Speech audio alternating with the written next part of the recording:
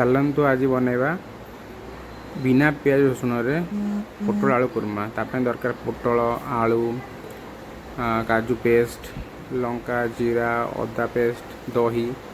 Fast आम कौन करिया पोटलटा को दाग देगी आगे रिफाइन रे भाजीदे टे समय भाजी घोड़ेदे टे समय घोड़ेदे सीझापी तापर लुण टे हल्दी टे पकेबा लुणटा पशिज टे समय 5 मिनट खंड फ्राए कलापर तार कलरटा जो देखिए टी हल्का फ्राइड टाइप आस ब्राउन टाइप आम काटिदेवा। तापर कौन करवा आम पोटल काटला आलू पकेबा सेम मैंने आलू पकेला बेले लुण हल्दी पकेबेनि कहीं से प्रीवियसली जो तेल अच्छी से लुण हल्दी अच्छी से आलूटा को सेमती पोटल जमी फ्राए होती सेमती आलूटा को फ्राए करवा। आलूटा फ्राए कलापर आम जो बटाटा बाटद जमी टमाटर अदा जीरा शुखिला लंका ता पेस्टा आम बनईदेवा।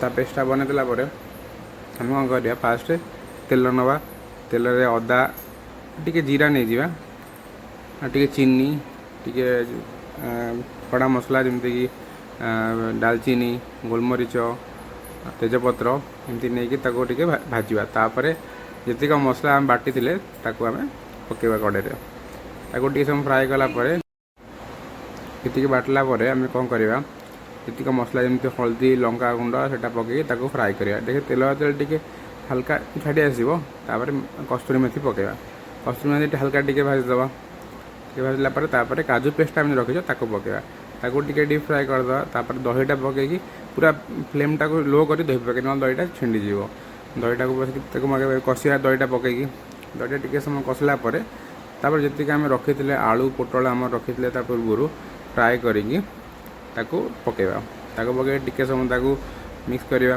मिक्स कलापर टे समय पर देखिए पूरा ड्राए हो आसूँ हल्का चीनी पकईदे कहीं दही पकई खटा अंश मारे टे चीनी पकईदे चीनी पकई हल्का जेहतु आम आलू पोटल सीझी जाए थे प्रिवियसली चेक भी करदेव कि आलूटा सीझी जाए ना आगे पानी देके फुटे पारे आम।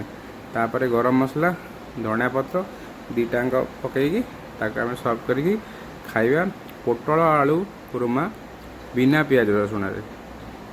यहाँ आमर फाइनाल लुक थिला पोटल कुरमा। यदि आपको ये वीडियोटा ठीक लगे लाइक शेयर एंड सब्सक्राइब करेंगे। Thank you.